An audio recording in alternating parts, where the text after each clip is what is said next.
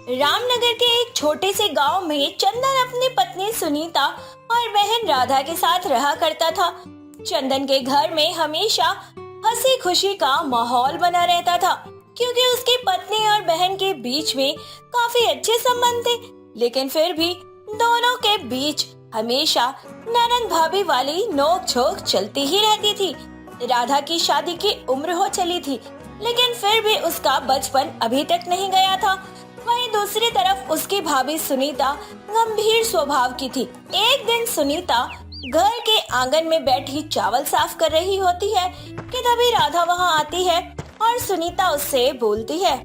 अच्छा हुआ राधा कि तुम आ गई, वैसे भी मैं तुम्हें आवाज देकर बुलाने ही वाली थी। क्यों भाभी, आप मुझे क्यों बुलाने वाली थी? आप मेरे साथ खेल लेंगी क्या? राधा, अब ना तो तुम्हारी खेलने की उम्र है और ना ही मेरी है। अब तुम्हारी शादी की उम्र हो चली है, तो तुम अब घर के काम काज पर थोड़ा ध्यान देना शुरू कर दो, वरना अपने ससुराल में जाकर तुम तो हमारी नाक ही कटवा दोगी। भाभी, अभी तो मेरी खेलने कूदने की उम्र है। मैं अभी से घर की जिम्मेदारियों को लेकर नहीं चल सकती हूँ। उसके लिए आप है ना, आप ही संभालिए अपनी रसोई और घर। मैं तो चली अपनी सहेलियों के साथ खेलने के लिए। वही नदी किनारे मेरा इंतजार कर रही हैं। नहीं राधा, तुम कहीं नहीं जाओगी। मैं यहाँ बैठकर चावल साफ कर रही हूँ। मुझे थोड़ा और समय लगेगा और अभी तक घर में चूल्हा नहीं जला है। तुम जाकर जल्दी से रसोई में खाना बनाओ। तुम्हारे भैया खेत से आते ही होंगे, आते ही वो खाना मांगेंगे। सहेलियों के साथ खेलने के लिए बाद में चली जाना। नहीं भाभी, ऐसा मत बोलिए ना। मेरी सहेलियाँ मेरा इंतजार कर रही है। मुझे जाने दीजिए, मुझसे रसोई के काम नहीं होते हैं।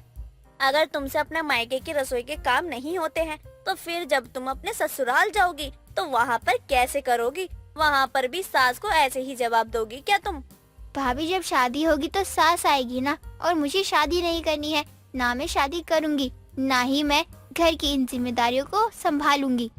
दोनों ननद भाभी में नोकझोंक चल रही होती है कि तभी चंदन वहां आ जाता है और दोनों को आपस में बहस करते हुए देखकर बोलता है। शांत हो जाओ दोनों। किस बात पे ननद भाभीयों में नोकझोंक चल रही है, कोई बताएगा?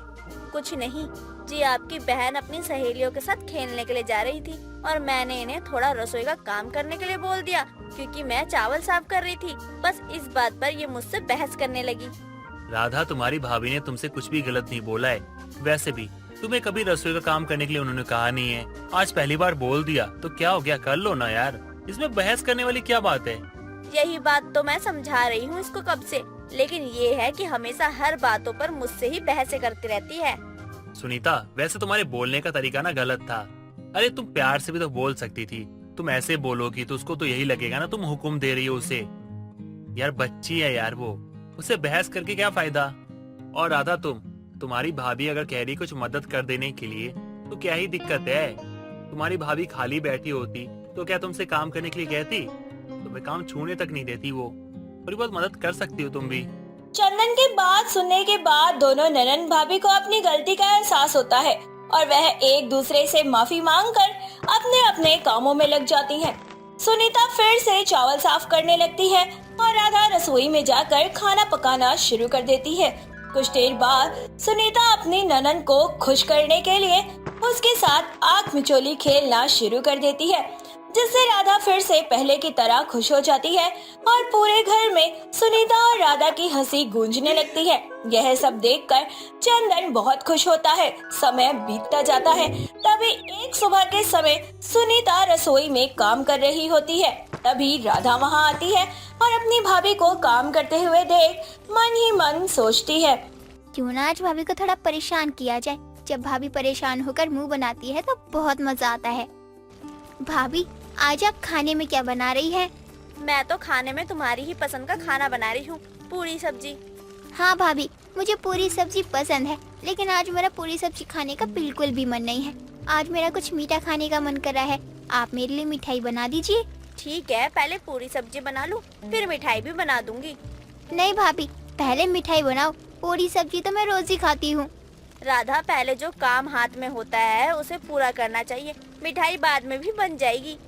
सुनीता की यह बात सुनकर राधा को गुस्सा आ जाता है और वह बोलती है, भाभी, आप हमेशा अपनी चलाती हो, मेरी तो कोई बात ही नहीं सुनती हो। जब भी मैं आपसे कुछ भी करने को बोलती हूँ, आप मेरी हर बात को काट देती हो। ऐसी बात नहीं है, राधा, तुम मेरी एक लौती ननद हो। अगर मैं तुम्हारी बात नहीं मानूंगी तो किसकी बात मानूंगी? ठीक है, मैं पहले मिठाई बना देती हूँ, बाद में पूरी सब्जी बना लूंगी। अब खुश? भाभी आप तो बहुत ही डरपोक निकली, तभी तो डरकर आप तुरंत मेरी बात मान गई और पूरी सब्जी छोड़कर मिठाई बनाने लगी। इसको कहते हैं डर, जो कि आपको मुझसे लगता है। राधा, जब तुम भाभी बनोगी ना, तब तुम्हें समझ आएगा कि घर की जिम्मेदारी कितनी बड़ी होती है। मैं तुमसे डरकर तुम्हारी बात नहीं मान रही हूँ, बल्कि तुम्हारी खुशी के लिए तुम्हारी बात मान रही हूँ। काम तो दोनों ही करना है। मैं पूरी सब्जी बनाकर भी मिठाई बना सकती हूँ और मिठाई बनाने के बाद भी पूरी सब्जी बना सकती हूँ, तो इसमें डरने वाली कौन सी बात है? भाभी मैं इतनी देर से आपको परेशान कर रही हूँ, लेकिन आपको बिल्कुल भी गुस्सा नहीं आ रहा है। राधा, तुम मेरी ननद हो। मैं जानती हूँ कि तुम मुझे चिढ़ाने के लिए ये सब बोल रही हो और मेरे साथ शरारत करती रहती हो। भला इस बात पर मुझे गुस्सा क्यों आएगा? क्योंकि अगर तुम्हें मिठाई ही खानी होती तो फ्रिज में रसगुल्ले रखे हुए हैं, तुम उन्हें भी खा लेती। यहाँ आकर मुझे बार बार मिठाई बनाने को थोड़ी ना बोलती। आखिर है तो वो भी मिठाई ही ना। अपनी भाभी की बात सुनकर राधा का मुंह खुला का खुला रह जाता है, क्योंकि वह अपनी शरारतों से खुद ही उल्लू बन जाती है और दोनों एक दूसरे की शक्ल देखकर हंसने लगते हैं। तभी वहाँ चंदन आ जाता है और उन दोनों से उनके हंसने का कारण पूछता है। अरे क्या बात चल रही है ननद भाभी में, जो इतना जोर जोर से हंसे जा रही हो? आसपास के लोग तुम्हारी हंसी सुनेंगे ना तो पागल समझेंगे। अगर आप अपनी बहन की शरारतें के बारे में सुनेंगे ना तो आप भी हंसेंगे। बेचारी मुझे चिढ़ाने के लिए आई थी और खुद ही उल्लू बन गई। अच्छा, लेकिन वो कैसे? मुझे भी तो बताओ, मैं भी तो जानूं। मेरी ननद जी को लगा था कि ये गर्मी में आकर मेरे काम को बढ़ाएगी और मुझे गुस्सा आ जाएगा, लेकिन ऐसा कुछ भी नहीं हुआ और खुद ये उल्लू बन गई। इन्होंने आकर मुझसे कहा था कि भाभी आप पूरी सब्जी बाद में बनाना, पहले मेरे लिए मिठाई बना दो। फिर मैंने इन्हें जवाब दिया कि मिठाई तो पहले से ही फ्रिज में रखी हुई है, आपको खानी है तो फ्रिज में से मिठाई निकाल कर खा लीजिए। और इनकी शरारत इनके ऊपर ही उल्टी पड़ गई। इस बात पर हम दोनों हंसने लगे। बस इतनी सी बात के लिए तुम लोग खुश हो? तुम दोनों ननद भाभी का ना सही है यार। तुम लोगों की नोक झोंक के कारण ना हमारा घर ना खुशहाल है। तुम दोनों में आपस में इतना प्यार है। जहाँ पूरी दुनिया में ननद भाभी झगड़ा करती है, तुम लोग प्यार से रहती हो और तुम लोगों को देखकर ना मुझे बहुत खुशी मिलती है। सच में तुम दोनों की जोड़ी को ना कभी किसी की नजर ना लगे।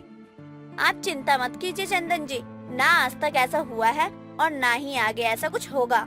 कुछ देर बाद चंदन वहाँ से चला जाता है। दिन बीतते जाते हैं। राधा और सुनीता की नोकझोंक वैसे ही चलती रहती है।